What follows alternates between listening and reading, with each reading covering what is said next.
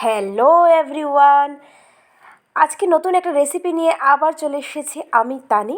আজকে দেখাবো ফুটন্ত গরম জলে এক আঁটি শাক দিয়ে নতুন একটা ইউনিক একটা রেসিপি।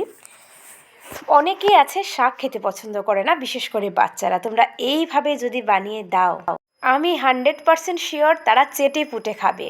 আর তোমরাও যখন মুখে রুচি থাকবে না, তখন এই আইটেমটা বানিয়ে এক থালা ভাত নিমেষেই শেষ হয়ে যাবে। আর আমি বলবো মুখের রুচিটাও আবার ফিরে আসবে। যদি আজকের ভিডিওটা ভালো লেগে থাকে, লাইক, কমেন্ট, সাবস্ক্রাইব করতে ভুলবে না। পাশে থাকা বেল আইকনটা একটু ক্লিক করে দিও, তাতে সবার আগে তোমার কাছে আমার ভিডিও চলে যাবে। এবার আসছি এটা কার রেসিপি। এই রেসিপিটা আমি আসলে একজন বড় ইউটিউবার গুলশান কুকিং হাউসের দিদিভাই থেকে চুরি করে এই রেসিপিটা আমি নিয়ে এসেছি তোমাদের জন্য, কারণ আমার এত ভালো লেগেছে রেসিপিটা। তো এখন ভয় হচ্ছে যে দিদি কি রাগ করবে, কারণ দিদির রেসিপি হুবহু নকল করে আমি আমার চ্যানেলে দিয়েছি। তো প্লিজ তুমি যদি দেখে থাকো ভিডিওটা, প্লিজ দিদি রাগ করো না। আমি তোমার একজন অনেক বড় ফ্যান, তাই তোমার ভিডিও আমার চ্যানেলে দিচ্ছি। তোমাকে অনেক অনেক ভালোবাসা। ভালো থেকো আর প্লিজ রাগ করো না। প্রথমেই দেখো, আমি একটা প্যানের মধ্যে দিয়ে দিয়েছি হাফ বাটির মতো জল। এখানে নিয়েছি এক আটির মতো লাল শাক। লাল শাকের পুষ্টিগুণ বলে শেষ করা যাবে না, অনেক বেশি পুষ্টিগুণে ভরা। এবার জলের মধ্যে দিয়ে দিয়েছি হাফ চামচের মতো নুন, দিয়ে এক আটির মতো শাক, আমি এটা কিন্তু কাটিনি, শাকটাকে এমনি দিয়ে দিয়েছি ভালোভাবে ধুয়ে। এবার ভালোভাবে এটা সেদ্ধ করে নেব। এটা সেদ্ধ করতে আমাদের 1.5 থেকে 2 মিনিট লাগবে। এবার ঢেকে রেখে দিচ্ছি আঁচ বাড়িয়ে দিয়ে। 1.5 থেকে 2 মিনিটের মধ্যে আমাদের শাক কিন্তু একদম সেদ্ধ হয়ে যাবে। আর শাকের যে এক্সট্রা জল বেরিয়েছে, এটা আমি বলবো তোমরা ফেলে দেবে না। এটা তোমরা এমনি খেয়ে নিতে পারো, বা যদি কোনো গ্রেভি বানাও বা কোনো সবজি, তাহলে ঢেলে খেয়ে নিতে পারো। এটাতে অনেক পুষ্টিগুণ আছে এই যে ঝোলটাতে। এবার একটা ছাঁকনির মধ্যে নিয়ে সব জল আমি চিপে চিপে ফেলে দিয়েছি। এবার একটু ঠান্ডা হওয়ার পর আমি একটু ডাঁটাগুলোকে একটু কেটে দিচ্ছি, আর কিছু না, যেহেতু আগে কাটিনি তাই ছোট ছোট করে একটু কেটে দিয়েছি। এবার এখানে আমি মেশাবো 1 চামচের মতো ছাতু।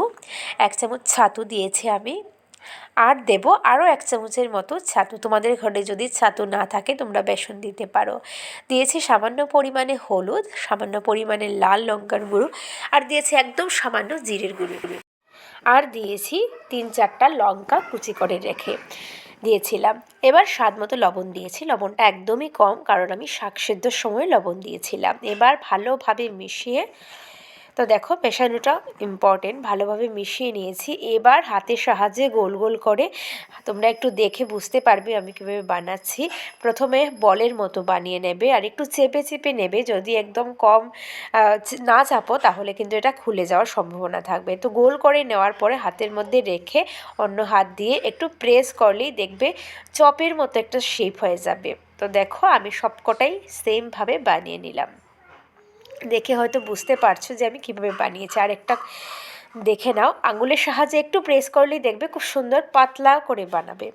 তো আমি যতটুকু দিয়েছিলাম, মানে এক আটি শাকে আমার 4টির মতো বড়া হয়েছে। এবার তেলটাকে ভালোভাবে গরম করে নিয়েছি। গরম করে কি করেছি, তেলটাকে সামান্য ঠান্ডা করেছি। ঠান্ডা করে একদম কম আঁচে রেখে আমি বড়াটাকে দিয়ে দিয়েছি। একদম বেশি আঁচে রান্না করবে না, তাহলে কিন্তু বড়াটা ভেতর থেকে রান্না হবে না, মানে কুক হবে না। এবার দেখো ওপর থেকে দিয়ে দিয়েছি আধা চামচের মতো সাদা তিল। তিলটা দিলে দেখতে যেমন সুন্দর লাগে, খেতেও কিন্তু অসাধারণ লাগে। তোমাদের কাছে যদি সাদা তিল না থাকে, তোমরা এতে পোস্তদানা দিতে পারো। এবার এই ভাজাটা হতে সময় লাগবে 4 থেকে 5 মিনিট, একদম কম আছে। একদম তাড়াহুড়ো করবে না, তাহলে ভেতরটা কুক হবে না, ভীষণ বাজে লাগবে খেতে। একটু টাইম নিয়ে আমরা বড়াটাকে ভেজে নিচ্ছি। আজকের ভিডিওটা আশা করছি তোমাদের ভীষণ ভালো লাগবে। ভালো লাগলে একটু প্রিয়জনদের মধ্যে শেয়ার করে দিও। তোমরা যদি শেয়ার না করো ভিডিও, তোমরা যদি লাইক না করো, কমেন্টস না করো, তাহলে কিভাবে বুঝবো যে ভিডিও তোমাদের ভালো লাগছে না খারাপ লাগছে? তো প্লিজ শেয়ার করে দিও প্রিয় বন্ধুদের মধ্যে। দেখো বড়ার মধ্যে খুব সুন্দর একটা কালার চলে এসেছে। আমি এবার নামিয়ে নিচ্ছি একটা টিস্যুতে। আবারও বলছি, আমার ভিডিওটা ভালো লাগলে চ্যানেলটা সাবস্ক্রাইব করার অনুরোধ রইল। পাশে থাকা বেল আইকনটা বাজিয়ে দিও যাতে নোটিফিকেশানটা সবার আগে তোমার কাছে চলে যায়। আবার দেখা হবে নতুন কোনো ভিডিওর সাথে। এই অবধি সবাই ভালো থেকো, সুস্থ থেকো। Bye bye.